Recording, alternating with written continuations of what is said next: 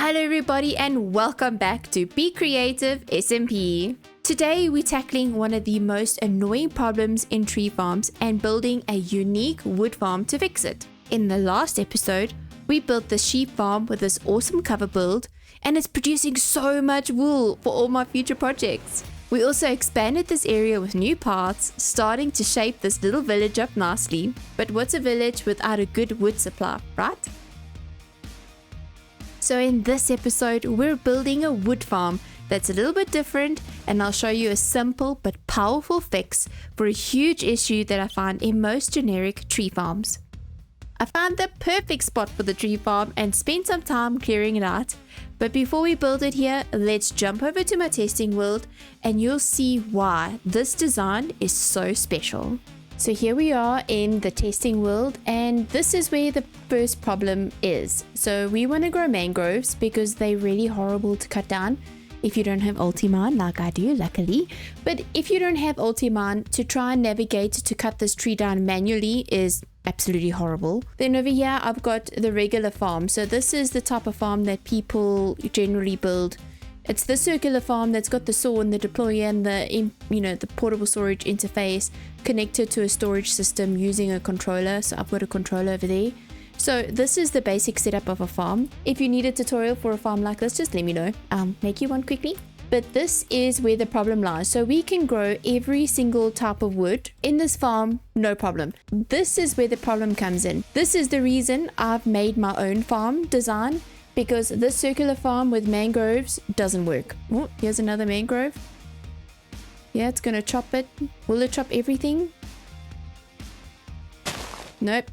You see, this is the problem. So this is the main problem, and this is why a sweeping farm, just like the design I have over here, works way better. So let's explain the sweeping farm. So first of all, the reason I call it a sweeping farm is this arm, this bar over here, sweeps across this entire platform, and using the deployers will grow the wood types back into the certain spots, and you can grow every single tree variety, including nether trees. This is something I haven't seen in any other farm design that I've either made in the past or seen in the past or seen anywhere else. So there is a special technique to get nether trees like this to grow and to regrow and to make sure that they can be placed.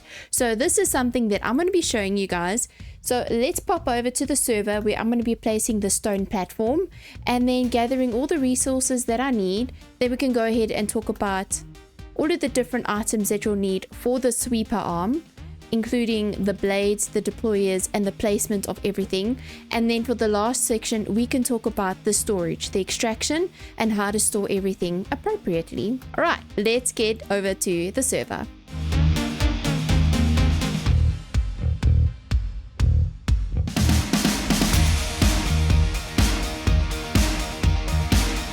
So I'm flying around getting some saplings, getting all the stuff that I need to make the wood farm.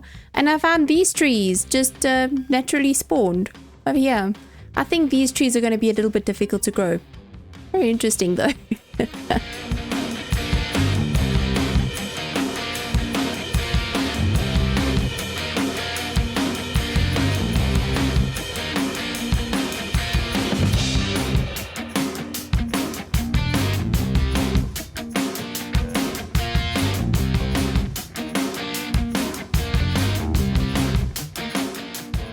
Okay, so we're here on the farm. I've got my switches over there. We've got the trees planted. So I decided to get the trees in so they can start growing. So by the time this arm or the sweeper or whatever it is you want to call it has been built, then it can do its first sweep and we can see how cool this thing looks. All right, so in my inventory, I have andesite casings. That's just to put in between as a placeholder, just so that this whole thing can be connected as one unit. Then we've got deployers, we've got mechanical saws. So again, I'll explain where to put the mechanical saws and why it's not just all the way down. And then barrels, we need inventory. So I'm going to go ahead, I'm going to pop these down and we'll just do a little quick time lapse to show you how that looks. And then I'm going to come back afterwards, show you how to set them up and do the filters and stuff. Yeah, will be cool. Okay, enjoy the time lapse.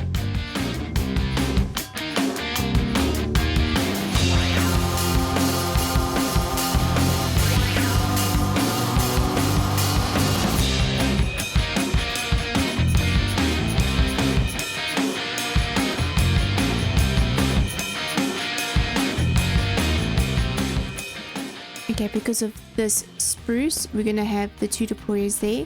So wherever these items are is where we're going to have the deployers.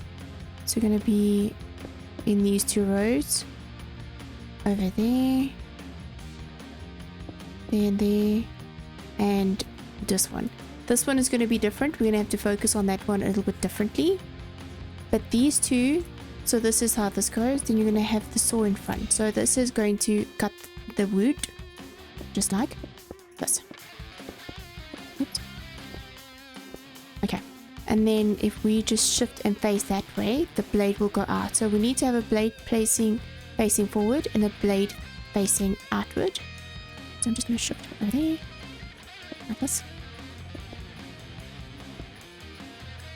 Yeah. That is it.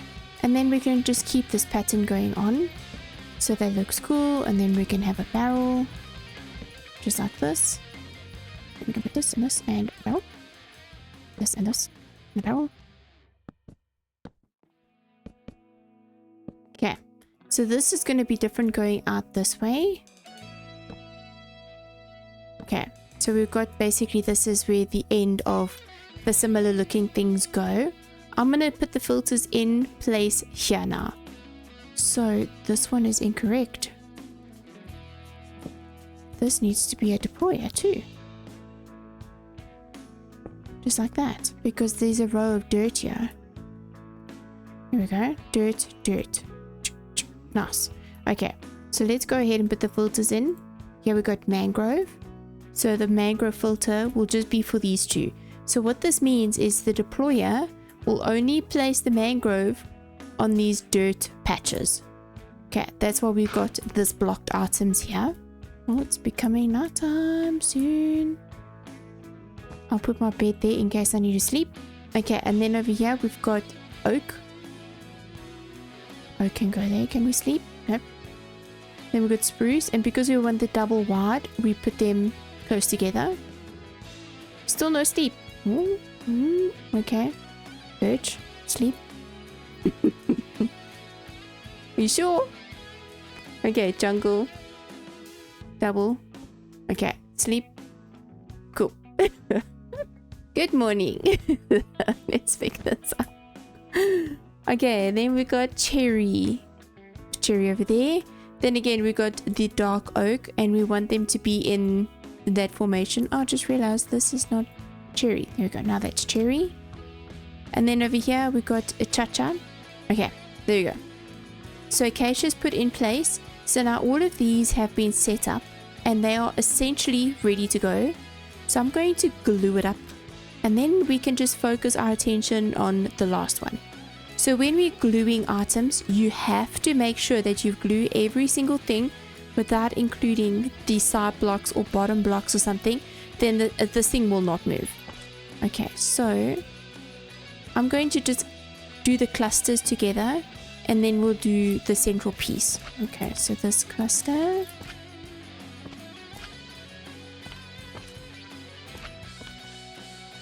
Okay, and then from here we can just go and connect all of these all the way down. Oh, okay, it's telling me it's too long. Okay, then you're going to overlap and you're going to go to here. Now when you see this is all highlighted green, it means it's all connected. So all of this is connected. If it was connected all the way to there and we turn the sweeper on, it would actually move. So this is awesome. We do need to, however, add the kissies, which I haven't done. So this is very different, and I'll explain why. So in order to grow this crimson fungus or this warped fungus, you need to use bone meal. It won't grow any other way. So we can stand here until the cows come home. Nothing's going to happen. We need bone meal. Okay, so let's just give you a little example. Okay, here we go. It has to grow with bone meal.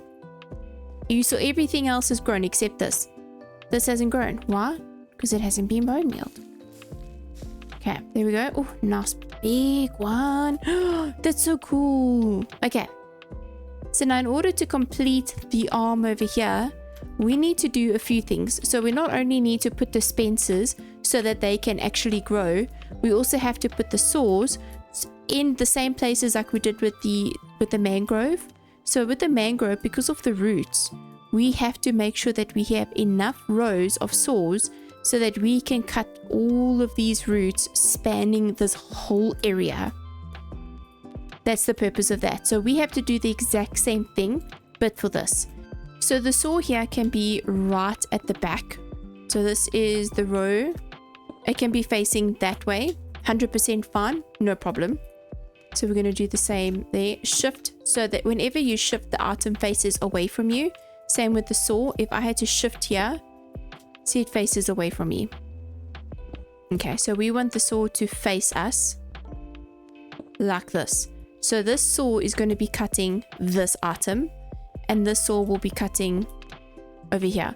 But we also need to make sure that we're cutting everywhere else. The reason why this one is actually set back is so that we have space for the dispenser. So the dispenser for the bone meal is going to sit just in front of the saw. So hopefully by the time this thing arrives at that point, yeah, just before the mushroom, it's going to bone meal the mushroom, it's going to grow, and then the saw can cut it. That's the concept. Okay, so let's just do this. Oh, not there. Okay. And then this is going to cut right here. So now we also need to make sure that the saw, oh come on, it's going to cut. So if any of these tendrils, so these tendrils that grow down, they need to make sure that they can be cut. So we're going to cut like this. Actually, this can go back one. So we can have this arm going straight across, and we can put that arm over there. Maybe we can put a barrel here just to make it look interesting. Kind of keep some of the patterns going. There we go. That looks cool. I think I'm going to put a barrel here. No, it has to look pretty to some degree. Yep, I'm happy with that. That looks cool. And then we need to make sure that we can saw all of these. So this is where multiple saws will be placed again. So we got that one over there. We got this one. We got this one. And I'm going to do here, just in case any of these do extend past, you know, up to this point. You never know. You never know how big these things are going to get and where the tendrils will be. That happens. So now we've got enough. We look like we have everything set up here nicely. This could go back, but yep, I'm going to push it back. Like that. Here we go. This is generally fine. But I'm thinking, you know what? Just in case, it's not going to hurt having an extra saw there. It really won't. I've got enough. I mean, I've got 8 left over. That's awesome. Now I can do some more workshop stuff. Alright, so these are all set up in the correct places. We don't have to worry about a saw coming back. Let me just put this quadrant together. This one there. Okay, let's just do... See, I don't want it to be stuck there because I don't want it to kind of do something to the tree in a weird way. Okay. And then from here, we can just go straight down. So this is all connected. You're not connected. There we go. Are you connected? Yes, you connected. You connected. This whole thing highlighted green, which tells me it's all connected.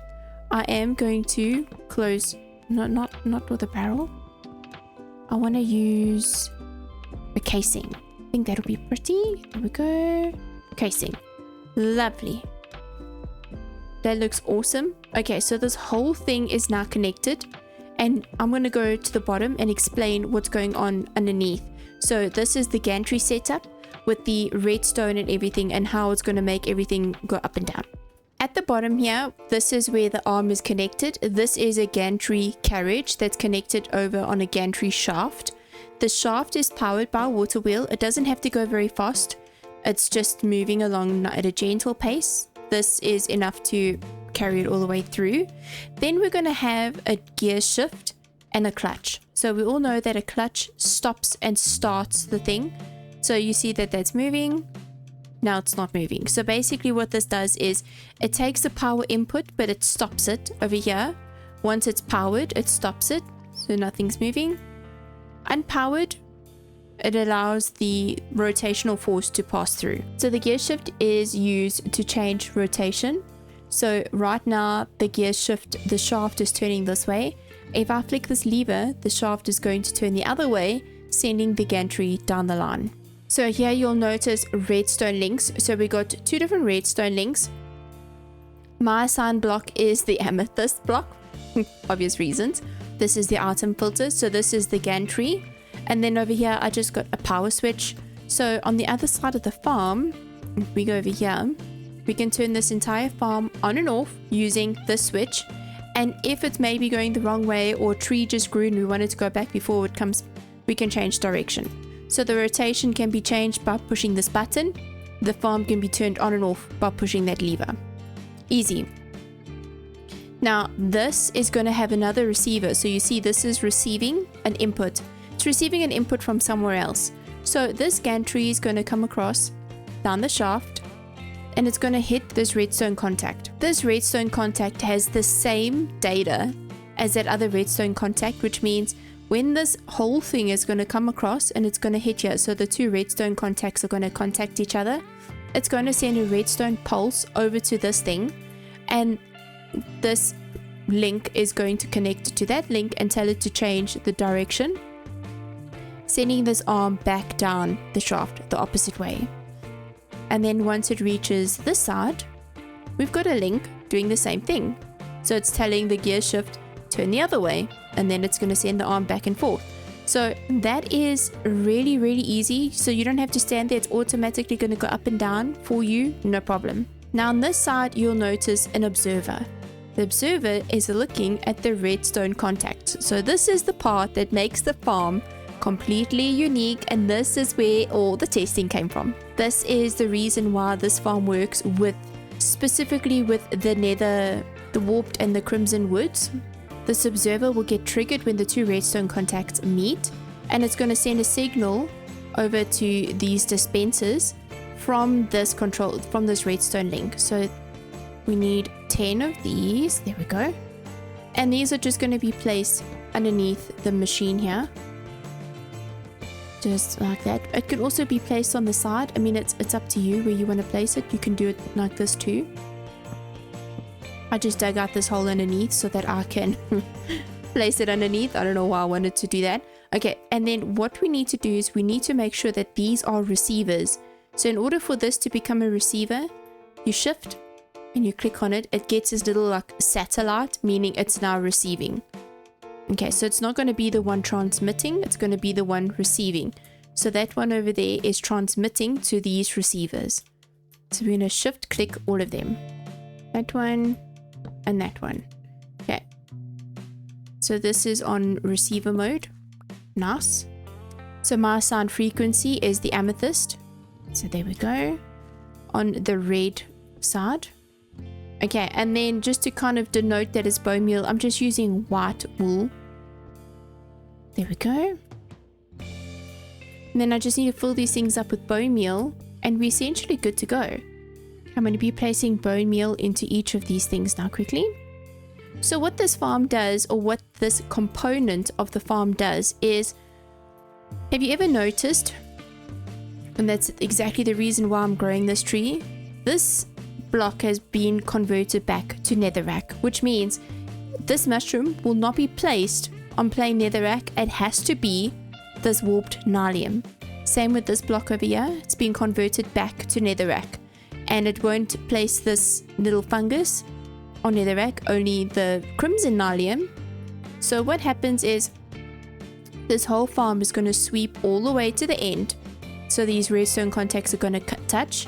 The observer is going to fire those dispensers, and you know how it works. The block that gets fired, so the block that gets fired with Bonemeal will take the nylium from the relevant side and transfer it on top, and then when it comes back, so it's coming backwards, this arm is going to place the fungus on the block. So over here we've got this filter over here. I'll just give the hand the rest of those. And we've got that filter over there. Let's just give the hand over here the rest of those to hold. If you give it to the hand, it won't transfer it back into the system. So we need to just make sure that we're going to do the rest for the rest of the trees. But the way that this is going to work now is this whole machine is going to go forward very slowly.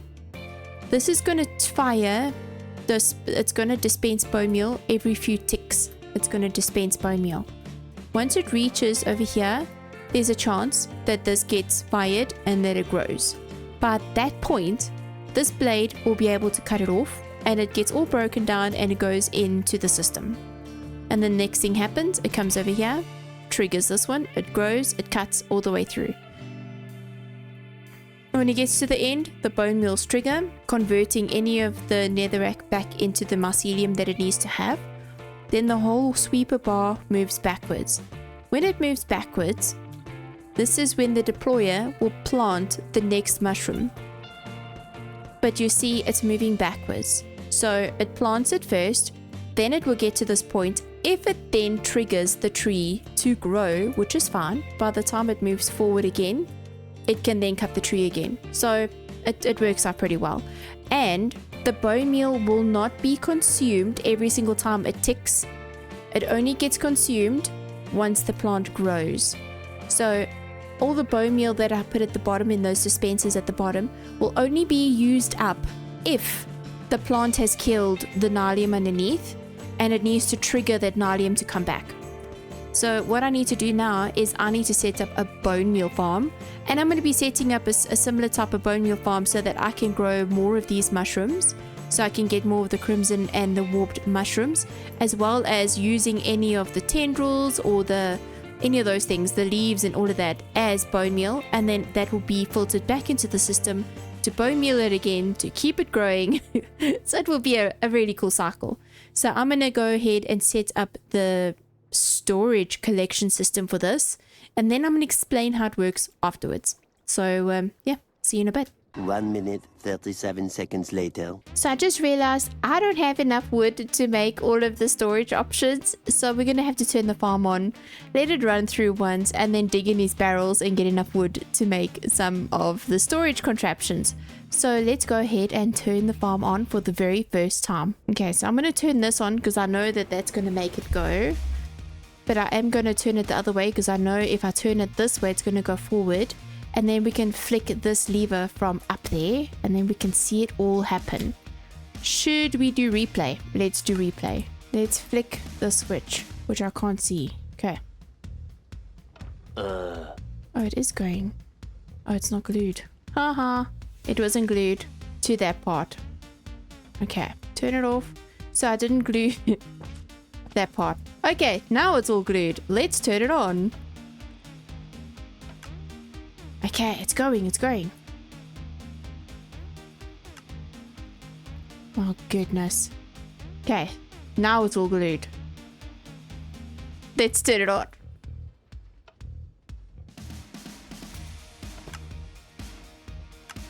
First time. Yep, first time. First time it works. It worked the very first time. Okay, but this is the part that's the most interesting part, is if you get to see it actually grow the mushroom. If I stand here, I might get smothered. Okay, so it's cutting trees over there. Nice. Okay, it triggered that tree. Oh, that's such a nice long tree. That's so cool. Okay, this can get cut, so we don't have to worry about this because this is going to get cut here.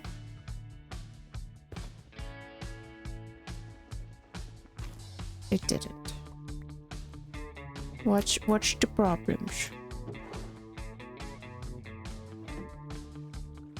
And this is why we might need to flick it back and back. There we go.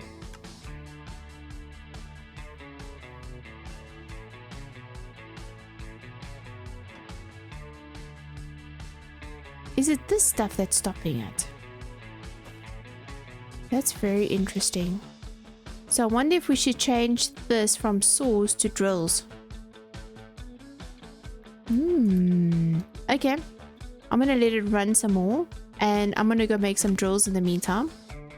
Okay. Let's make some drills.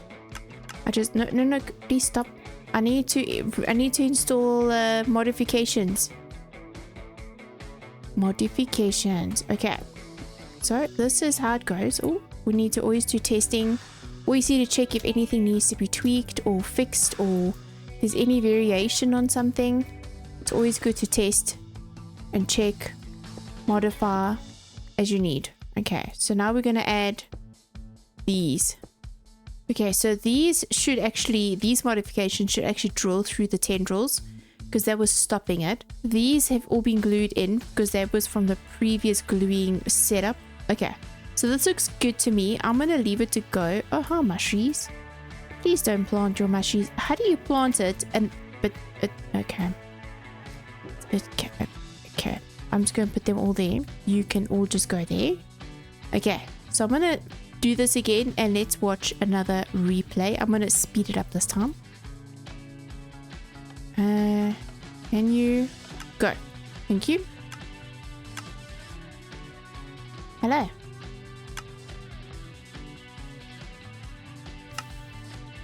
What do you think of my tree farm?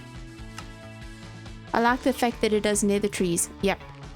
There's no other tree farm that does nether trees, because nether trees have to be bonemealed in order for it to grow. See, this is converted back to Netherrack.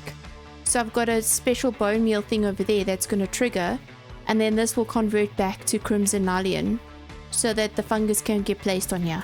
But check, this is going to come magic. Nice fungus farm.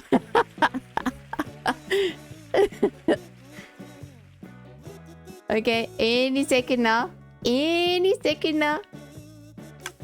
Ta-da! I know, right? Very clever. And then the deployer will come and place the fungus back on its way back. And then I've got the redstone connectors that will just trigger it back and forth the whole time. So mangrove and nether trees are the two trees that are really difficult to grow in tree farms. And that's why this sweeping tree farm design works better. Oh, nice. So I need birch, mangrove, and is birch in that one? Okay, so I needed birch, and I needed mangrove, which I got spruce, I needed cherry, and acacia, and I took jungle. Yeah, so these are the woods I need now, because I'm going to make the drawers the colors of the woods. So if I need to run in and get jungle, I know the jungle draw on the outside. I can just grab the wood that I need. Cool. I feel like this is a Charlie Chaplin movie where it's a clever Trevor.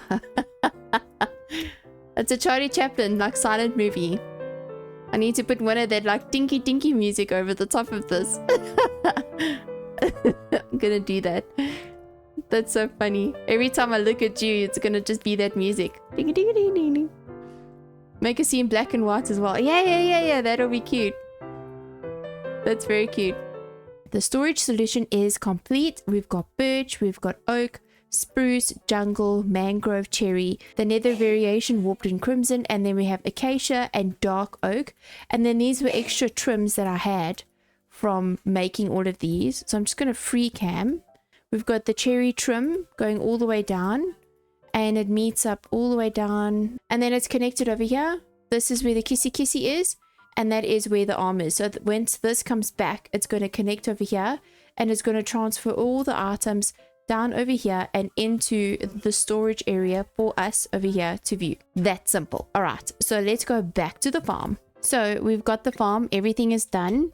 We've had some modifications, so I will be keeping an eye on this farm and see if there's anything else that needs to be done. And once we see anything, or once I highlight anything of importance, I will do a review video, probably in the next video, just to come back to you and tell you what I've added, what I've changed, what worked, what didn't work. So this is what works right now. So if you go ahead and make this farm in your world, please tag me and visit my Discord. I want to see your farm. I want to see what you've done. I want to see what you've built. So right now the farm is busy dropping off all of the items that it's just collected. using the portable storage interface, aka the kissy kissy.